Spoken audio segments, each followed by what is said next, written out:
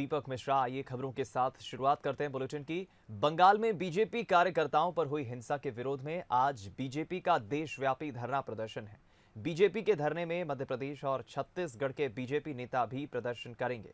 मध्य प्रदेश में हर मंडल में धरना प्रदर्शन किया जाएगा। 1 घंटे के इस धरना प्रदर्शन में 20 से ज्यादा कार्यकर्ता नहीं रहेंगे। उधर छत्तीसगढ़ में 2 बजे से 5 बजे तक धरना प्रदर्शन रहेगा। सभी बीजेपी नेता अपने अपने घर के बाहर धरना प्रदर्शन करेंगे। इसके साथ ही कार्यकर्ता भी धरने पर बैठेंगे।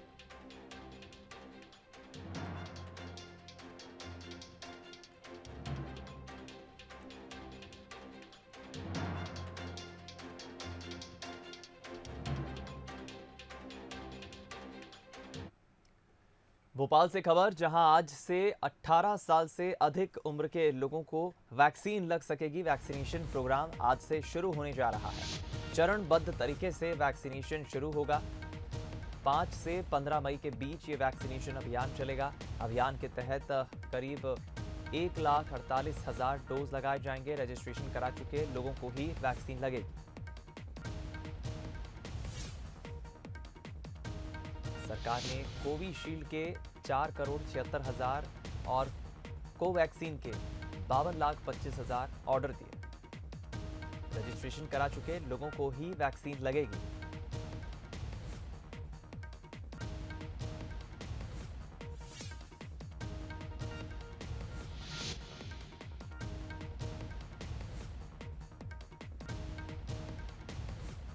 रजिस्ट्रेशन करा चुके लोग आज से वैक्सीन लगा सकेंगे। मध्य प्रदेश में जैसा कि शिवराज सरकार ने पहले ही ऐलान कर दिया था कि 5 तारीख से हम वैक्सीनेशन प्रोग्राम शुरू करने जा रहे हैं और आज 5 तारीख है। मध्य प्रदेश में आज से वैक्सीनेशन प्रोग्राम का, वैक्सीनेशन अभियान का आगाज होने जा रहा है। हालांकि दोनों ही जो वैक्सीन निर्माता कंपनी है, भारत बायोटेक और दूसरी तरफ सीरम इंस्टीट्यूट, इन दोनों ही कंपनियों को शिवराज सरकार ऑर्डर दे चुकी है।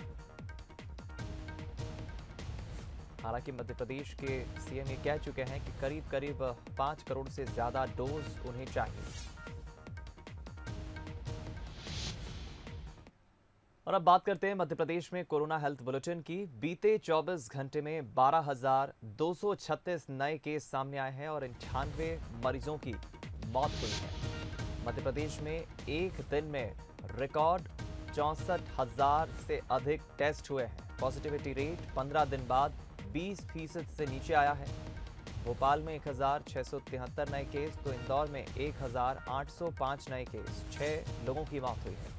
ग्वालियर से 1,096, जबलपुर से 711, उज्जैन से 325, सागर से 233 तो रतलाम से 355 नए मरीजों की पहचान हुई है।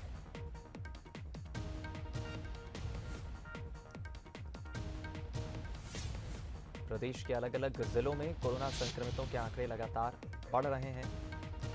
हालांकि सरकार इन्हें रोकने के लिए, संक्रमण की चेन तोड़ने के लिए लगातार कोशिश कर रही है।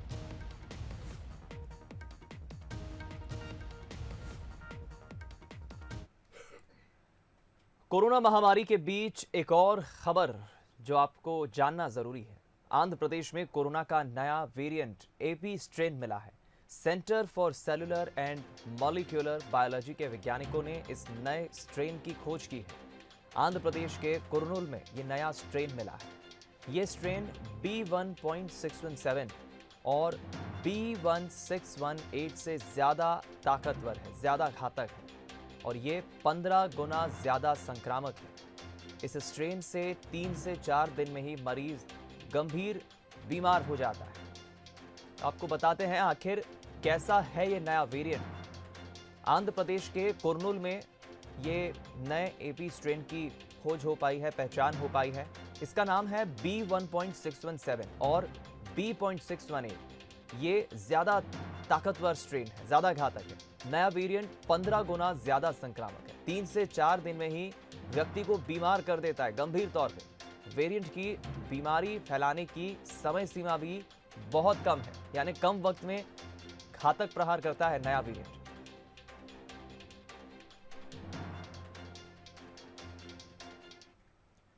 खबर दिल्ली से। देश में इंसानों से जानवरों में अब कोरोना फैला है। जी हां, हैदराबाद के 8 बब्बर शेर कोरोना पॉजिटिव हो गए हैं, कोरोना की चपेट में आए हैं। हैदराबाद के नेहरू जूलॉजिकल पार्क में 4 शेर और 4 शेरनी पॉजिटिव आए हैं। आरटी-पीसीआर रिपोर्ट में पॉजिटिव आए हैं।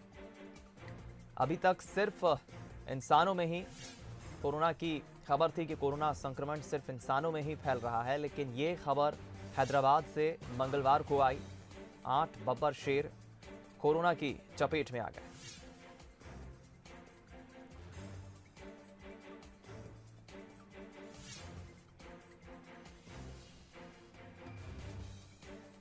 हैदराबाद के जू में कोरोना के लक्षण दिखने के बाद शेरों का आरटी-पीसीआर हुआ और खबर यह भी है कि इन शेरों की, बब्बर शेरों की सर्दी खांसी के साथ भूख भी घटी है।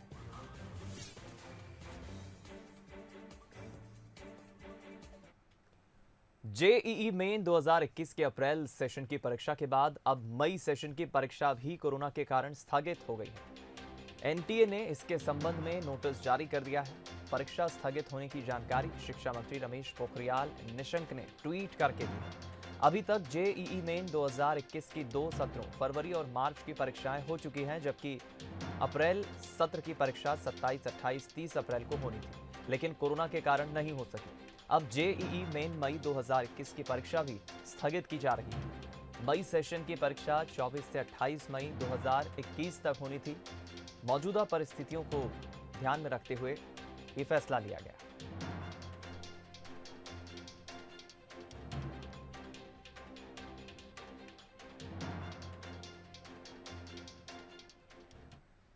सीएम शिवराज ने संबल हितग्राहियों को बड़ी सौगात दी है। सीएम ने सिंगल क्लिक से हितग्राहियों के खातों में 379 करोड़ रुपए की राशि का वितरण किया। इसके जरिए 16,844 हितग्राहियों को फायदा मिलेगा। कोरोना संकट के बीच सीएम ने लोगों को बड़ी राहत दी है। सहायता राशि वितरण के इस वर्चुअल कार्यक्रम में श्रम मंत्री ब्रजेंद्र प्रताप सिंह भी मौजूद रहे। बता दें कि संबल योजना प्रदेश के श्रमिक परिवारों को आर्थिक सहायता उपलब्ध कराने के साथ साथ परिवारों को आधार प्रदान करने वाली एक सार्थक योजना है। 3 महीने का राशन अभी उसकी व्यवस्था बना रहे हैं, क्योंकि राशन की दुकानों पे एकदम भीड़ ना लग जाए। अप्रैल माह का तो दिया जा चुका है। आधे लोगों से जब मैंने ये फैसला किया तब पैसे लिए जा चुके थे। जिनसे पैसे लिए जा चुके हैं उनको अगले महीने में फ्री देंगे और अगले 3 महीने का फ्री देंगे। 2 महीने तो दुगना देंगे। एक व्यक्ति को 10 किलो अनाज, 5 सदस्य है तो 50 किलो अनाज महीने का, तो 2 महीने का 10-10 किलो एक व्यक्ति को और 1 महीने का फिर 5 किलो। ये पूरा निःशुल्क देंगे ताकि गरीब भाई बहन को रोजी रोटी की समस्या ना आए। खबर भोपाल से। मध्य प्रदेश के गृह मंत्री डॉक्टर नरोत्तम मिश्रा ने कहा है, सीएम की मंत्रियों के साथ जो समीक्षा बैठक हुई उसमें कई महत्वपूर्ण फैसले लिए गए हैं और महत्वपूर्ण फैसलों पर सहमति बनी है। मध्य प्रदेश में अब एम्बुलेंस की दरें तय की जाएंगी। लूटमार नहीं होने देंगे। भ्रामक जानकारी फैलाने वालों के खिलाफ सख्त कार्रवाई होगी।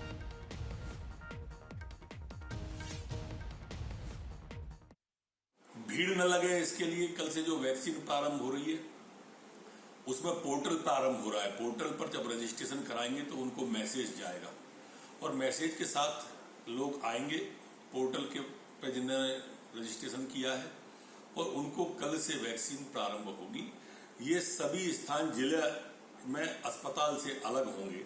अस्पताल से अलग सेंटर इनके बनाए गए हैं। जिले में सभी जिलों में एक एक सेंटर बनाया गया है। राज्य सरकार ने आज फैसला लिया है कि हमारे सभी पत्रकारगण, उनके लिए भी कल से वैक्सीन जो प्रारंभ हो रही है उनको प्राथमिकता दी जाए और अलग स्थान पर जनसंपर्क कार्यालय या जहां भी तय होगा वहां पर किया जाए। एम्बुलेंस में, दवा में, वैक्सीन में या किसी भी तरह के कोविड से संबंधित भ्रम फैलाते हैं व्हाट्सएप पर, सोशल मीडिया पर, फेसबुक पर, उनके खिलाफ भी कानूनी कार्रवाई करने की सरकार सख्ती से विचार कर रही है। मुख्यमंत्री शिवराज सिंह जी चौहान के द्वारा कोविड की समीक्षा विस्तार से की गई। जहां पॉजिटिविटी रेट ज्यादा है उन जिलों को बारीकी से निर्देश दिए। आज एम्बुलेंस की शिकायत आने पर मुख्यमंत्री जी ने स्पष्ट निर्देश दिए कि भोपाल से हम नीति जारी कर रहे हैं, जो एम्बुलेंसों की लूटपाट चल रही है वो किसी कीमत पर भी मध्य प्रदेश में नहीं चलने दी जाएगी। उनकी रेट फिक्स करेंगे और कोई अनियमितता की शिकायत आएगी तो उन पर कार्रवाई होगी। ऐसे लोग हरदा में दरियादिली की एक ऐसी तस्वीर सामने आई है जो एक उम्मीद जताती है। कोरोना काल में लोगों की मदद के लिए लोग सामने आ रहे हैं। हम बात कर रहे हैं प्रतिष्ठित डॉक्टर पवन सोमानी की, जिन्होंने मंत्री कमल पटेल के कहने पर बड़ा दिल दिखाते हुए अपने नए अस्पताल को कोविड अस्पताल बना दिया। दरअसल डॉक्टर पवन सोमानी कृषि मंत्री कमल पटेल से अपने नवनिर्मित हॉस्पिटल का उद्घाटन करने के लिए उन्होंने आग्रह किया था। मंत्री कमल पटेल ने आग्रह स्वीकार तो कर लिया, साथ में एक प्रस्ताव खुद की तरफ से भी रख दिया। उन्होंने नए अस्पताल को कोविड अस्पताल बदलने की पेशकश की, जिसके बाद डॉक्टर ने उसे स्वीकार कर लिया।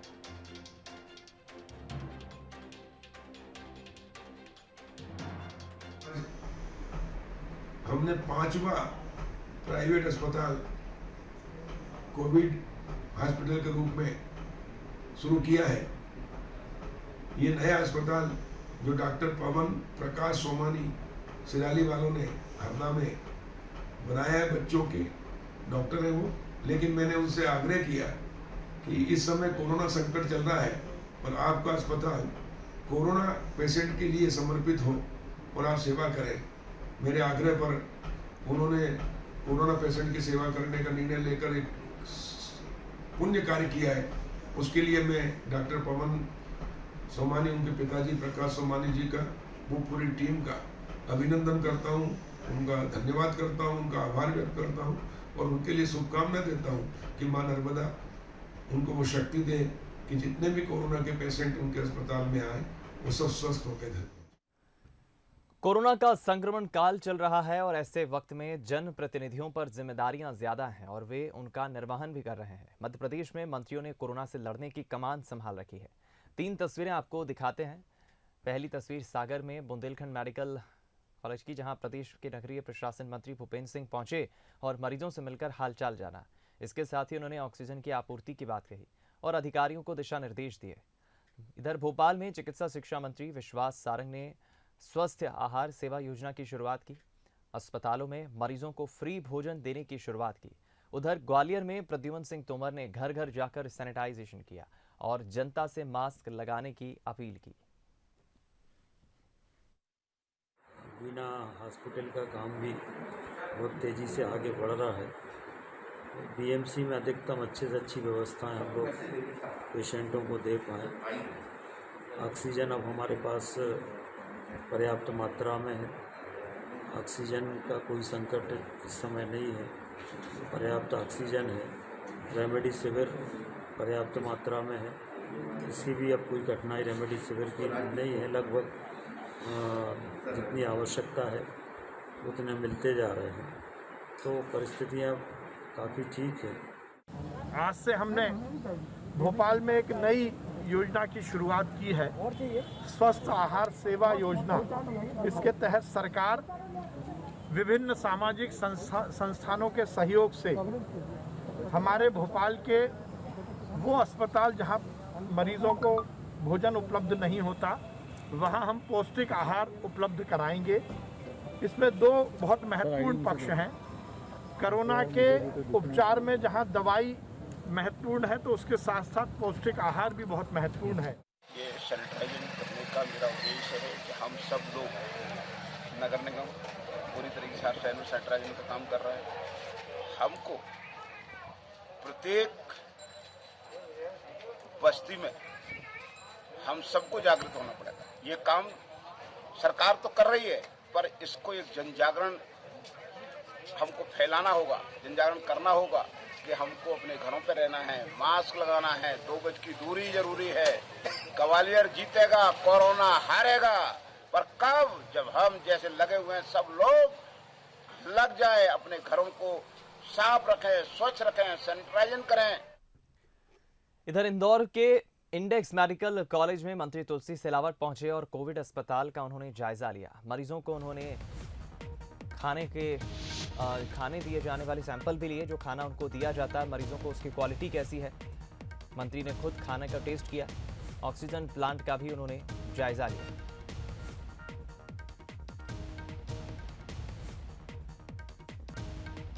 कल दोपहर में मंत्री तुलसी सिलावट पहुंचे मंगलवार को। इंडेक्स मेडिकल कॉलेज में उन्होंने जायजा लिया।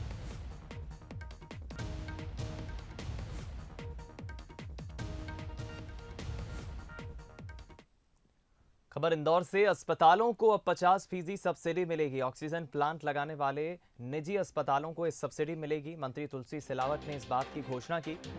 मुख्यमंत्री शिवराज सिंह चौहान की सहमति के बाद उन्होंने घोषणा की। इंदौर से प्रस्ताव भेजा गया था और तय समय सीमा पर जल्द से जल्द ऑक्सीजन प्लांट लगाना होगा निजी अस्पतालों को, तभी ये फायदा मिलेगा।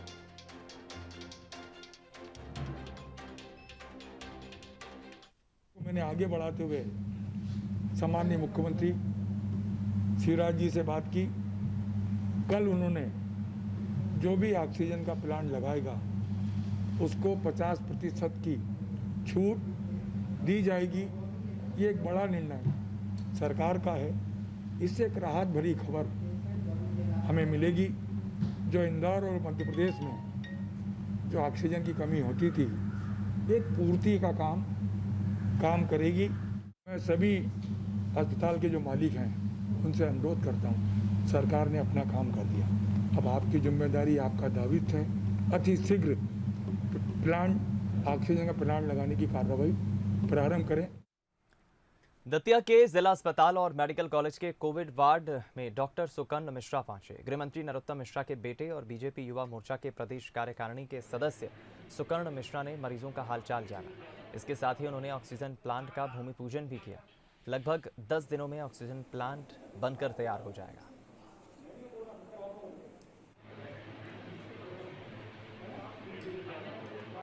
₹500 लीटर प्रति मिनट ऑक्सीजन बनाने वाले 2 प्लांट, एक जिला अस्पताल के लिए और एक मेडिकल कॉलेज के लिए दिए।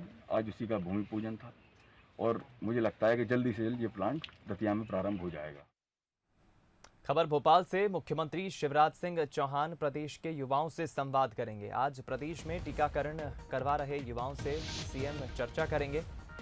मुख्यमंत्री सुबह 11:30 बजे बात करेंगे। वीडियो कॉन्फ्रेंसिंग के जरिए युवाओं से चर्चा करेंगे। वैक्सीनेशन को लेकर सीएम शिवराज युवाओं से चर्चा करेंगे।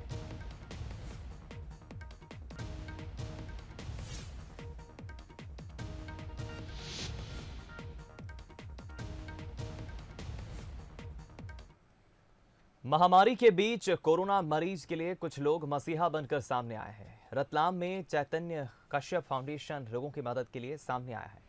फाउंडेशन ने मेडिकल कॉलेज में मरीजों के उपचार के लिए 70 लाख की लागत से 70 ऑक्सीजन कॉन्सेंट्रेटर मंगवाकर 60 बेड का नया ऑक्सीजन वार्ड शुरू किया है। विधायक चैतन्य कश्यप वार्ड की शुरुआत कर उन्होंने बताया कि मेडिकल कॉलेज में मरीजों की सूची में कमी आएगी। उन्होंने बताया कि फाउंडेशन 1 करोड़ 2 लाख की लागत से PSA टेक्नोलॉजी में ऑक्सीजन प्लांट की शुरुआत भी अगले हफ्ते करने जा रहा है। हमने फाउंडेशन की ओर से 70 ऑक्सीजन कंसंट्रेटर मशीनें भेंट करी है।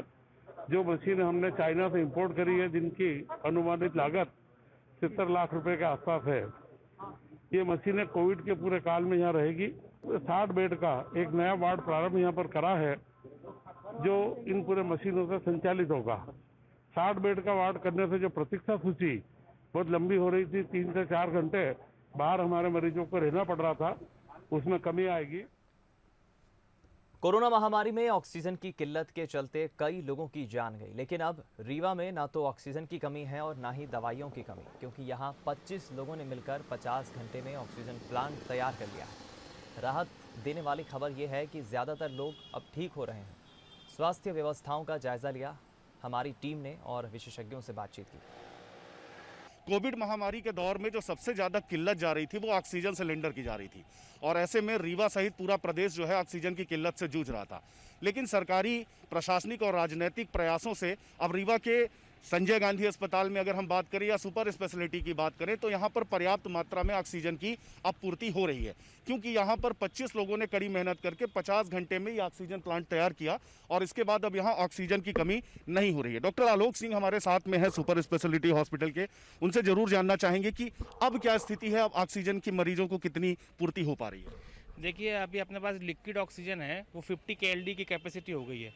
पहले 20 KLD की थी कोविड के पहले, कोविड 2 के पहले, फिर उसको इंक्रीज़ करके वहाँ पे जो संजय गांधी है वहाँ पे 30 KLD किया और 20 KLD का प्लांट ये लग गया, तो टोटल 50 KLD की लिक्विड ऑक्सीजन की हो गई हमारे पास कैपेसिटी। और 100 सिलेंडर का अपन ने एक प्लांट चालू किया है संजय सुपर स्पेशलिटी हॉस्पिटल के लिए, तो कुल मिला के और 1200 सिलेंडर की अपने पास बैकअप है जो D टाइप के सिलेंडर होते हैं। तो इस समय पर्याप्त मात्रा में अपने पास ऑक्सीजन है, ऐसी कोई कमी नहीं है रीवा में। अभी मरीजों की अगर बात की जाए तो कोविड के मरीजों को कितनी ऑक्सीजन लग रही है, लगभग कितनी खपत हो रही है, क्योंकि प्राइवेट अस्पतालों को भी कोविड हॉस्पिटल बनाया गया है? अपने संजय गांधी में पूरे बेड और सुपर स्पेशलिटी के एक फ्लोर में अपन ने जो बेड दिए हैं उसमें कोविड के पेशेंट को देखा जाए कुल मिला के तो 1000 से 1200 सिलेंडर पर डे की खपत होती है ऑक्सीजन की। अभी आपको क्या लग रहा है, जो कोविड है अभी ये पीक पे है या अभी और आवश्यकता पड़ेगी, ऑक्सीजन की और व्यवस्था करनी चाहिए या पर्याप्त मात्रा में जिले में आपूर्ति हो रही है? नहीं, ऑक्सीजन की अब तो आप इतनी पूरा बैकअप तैयार हो गया है, तो अब कोई पर्याप्त मात्रा में अपने पास स्टोर है, ऐसी कोई वो नहीं है। और अभी जो संक्रमण बढ़ रहा था अभी वो पिछले 2-3 दिन से एक प्लेटू में पहुँच गया है, तो ऐसा लग रहा है कि पीक आने वाला है बहुत जल्दी और ऑक्सीजन की कमी अब रीवा संभाग में तो नहीं होगी। तो ये थे doctor Alok Singh super speciality अस्पताल से, जो कि बता रहे हैं कि ऑक्सीजन की अब हमारे पास कोई भी कमी नहीं है, पूरे जिले में ऑक्सीजन की पर्याप्त पूर्ति की जा रही है। कैमरा पर्सन आशुतोष चंदेल के साथ अंचल शुक्ला, बंसल न्यूज, रीवा। कोरोना से इस जंग में इंतजाम भी हमें जंग की तरह ही करने होंगे और जबलपुर मेडिकल कॉलेज में एक ऐसा ही इंतजाम भी किया गया है। यहाँ मेडिकल कॉलेज में एक पोर्टेबल कोविड वार्ड खोला जा रहा है जो टेंट में होगा और कुछ ही घंटों में तैयार हो जाएगा। ग्रामीण क्षेत्रों में कोरोना फैलने पर यह अस्पताल वरदान साबित हो सकता है। कोरोना की इस महामारी में जबकि अस्पताल कम पड़ने लगे हैं, ये टेंट कुछ हद तक हमारी मदद कर सकता है। इन्फ्लेटेबल स्ट्रक्चर मटेरियल से तैयार ये एक पोर्टेबल कोविड वार्ड है। हवा भरते ही इसकी टेंट नुमा आकृति आकार ले लेती है, जो बाहर से टेंट की तरह होता है, अंदर कुछ इंटीरियर और चिकित्सा उपकरण रखते ही ये मिनी अस्पताल में बदल जाता है। इस मेडिकल वार्ड का टेंट और दूसरा सामान एक मिनी ट्रक में आ सकता है। पोर्टेबल होने के कारण इसे खोलकर एक स्थान से दूसरे स्थान ले जाना आसान होता है। बिजली पानी उपलब्ध होने पर 36 से 72 घंटे के अंदर इस वार्ड को बनाकर मरीजों को भर्ती किया जा सकता है। स्वास्थ्य विभाग के मुताबिक मेडिकल कॉलेज में तैयार किया जा रहा डोमनुमा ये पोर्टेबल हॉस्पिटल कोरोना मरीजों के लिए वरदान साबित होगा। खासतौर पर ग्रामीण क्षेत्रों में कोरोना संक्रमण फैलने की स्थिति में आनंद फानंद में ऐसे हॉस्पिटल खड़े किए जा सकते हैं। और देखकर ये बहुत अच्छा एक प्रयास मुझे लग रहा है, क्योंकि जो दूरस्थ क्षेत्र हैं वहाँ पर अलग अलग प्रकार की समस्याएं, जो विशेष तौर पर ऑक्सीजन की समस्या आती है, तो मुझे जैसा पता लगा है कि ये जो प्रोजेक्ट है इसमें ऑक्सीजन भी अलग से उपलब्ध कराने की आवश्यकता नहीं पड़ेगी और किसी भी स्थान पर तुरंत ये कम 3 दिन के भीतर इसे तैयार कर प्रारंभ किया जा सकता है। तो शहरी क्षेत्रों में तो अस्पताल हैं, सभी चीज़ें हैं, इसके अलावा भी विक्टोरिया चिकित्सालय परिसर में भी स्पेस है जहां इसको लगाया जा सकता है। इसके अलावा ग्रामीण क्षेत्रों में मुझे लगता है इसकी जो उपयोगिता है बहुत ज़्यादा होगी, जहां दूरस्थ क्षेत्रों में ऑक्सीजन पहुंचाना मुश्किल होगा और एक बिल्डिंग खड़ी करना एक बहुत बड़ा काम होता है। तो मुझे लगता है कि ये एक बहुत अच्छी बात, एक टेक्नोलॉजी का उपयोग करना चाहिए कोरोना में। इस अस्थायी कोविड वार्ड को बनाने में करीब 90 लाख का खर्च आता है। अंदर 20 वेंटिलेटर युक्त बिस्तर होते हैं जिन पर इलाज किया जाता है। सबसे खास बात यह है कि ये 3 दिन में बनकर तैयार हो जाता है। इस वार्ड में ऑक्सीजन की आपूर्ति के लिए ऑक्सीजन एयर सेपरेशन यूनिट की सुविधा भी उपलब्ध है। Oxygen, high flow oxygen, ventilator सहित तमाम सुविधाएं मरीजों को इसमें दी जा सकेंगी। और मैं भी ये पता करता हूँ कि कहाँ से सैंक्शन हुई है, तो मैं भी भोपाल में प्रयास करता हूँ कि हमारे क्षेत्र में कुछ स्थानों पर इस तरह के प्रोजेक्ट लगाए जाएं, जिससे ग्रामीण क्षेत्रों में हमें कोरोना सेंटर स्थापित करने में मदद मिलेगी। मेडिकल कॉलेज में प्रीमेड वार्ड का स्ट्रक्चर खड़ा कर दिया गया है। आगे इंटीरियर होगा, संसाधन इंस्टॉल किए जा रहे हैं और ये जल्द ही एक अस्थायी कोविड वार्ड का रूप ले लेगा। फिलहाल इसके लिए मेडिकल स्टाफ भी तय कर दिया गया है। बिजली और पानी का इंतजाम होते ही जल्द ही ये कोरोना वार्ड मरीजों का इलाज शुरू कर देगा। अमित सोनी, दलसन न्यूज, जबलपुर। कोरोना काल में लोगों की माली हालत किसी से छिपी नहीं है। अस्पतालों में मरीजों का तांता लगा हुआ है। अब पुलिसकर्मी भी जरूरतमंदों की मदद के लिए आगे आ रहे हैं। इंदौर में एसपी महेंद्र चंद जैन ने मिसाल पेश करते हुए मरीजों को मुफ्त खाना मुहैया कराने की एक पहल की है। उनके जज्बे का आलम यह है कि एक फ़ोन कॉल अगर मदद के लिए आ जाता है तो वो तुरंत उस पर प्रतिक्रिया देते हैं। हाल ही में आलोट की रहने वाली एक संक्रमित 60 वर्षीय मरीज़ को जब अस्पताल में खाना उपलब्ध नहीं हो पाया, दिक्कत आई, तो उनकी बेटी ने एसपी से मदद की गुहार लगाई। इसके बाद एसपी ने तत्काल उनके लिए भोजन उपलब्ध करवाया। मेरी श्रीमती जी और ससुर साहब और मेरी सासू जी या मेरे साथ के ड्राइवर गनमैन लोग सभी मिलकर कोशिश करते हैं। जो दोपहर में आते हैं 2-2:30 बजे के बाद, 2:30 बजे से 4:30 बजे तक वो लोग 2 घंटे में ये खिचड़ी बनाते हैं। अपनी पूरी तन्मयता से बनाते हैं, पूरे मन से बनाते हैं, ताकि जब कोई इसको खाए तो उसका वो स्वाद महसूस कर सके। न्यू चेस्ट वार्ड के में 100 पेशेंट हैं, तो 100 पेशेंट, उनके अटेंडेंट और स्टाफ लोग लगभग 125 लोगों के लिए वो अपने हाथ से बना के खिचड़ी भिजवा रही हैं। ये कोशिश कर रहे हैं कि अगर कोई दूसरा और सरकारी अस्पताल जहां इसकी आवश्यकता होगी तो कोशिश करेंगे इस कारवां को थोड़ा और आगे बढ़ाया जाए। इस कोरोना संक्रमण को काबू में करने के लिए भगवान से भी कामना की जा रही है। उज्जैन के महाकाल मंदिर में भगवान महाकालेश्वर को 7 तरह के फल से भोग लगाया गया। कोविड मरीजों के जल्द ठीक होने की कामना की गई और फिर प्रसाद कोविड मरीज हॉस्पिटल के स्टाफ के साथ ही सिक्योरिटी गार्ड्स को दिया गया।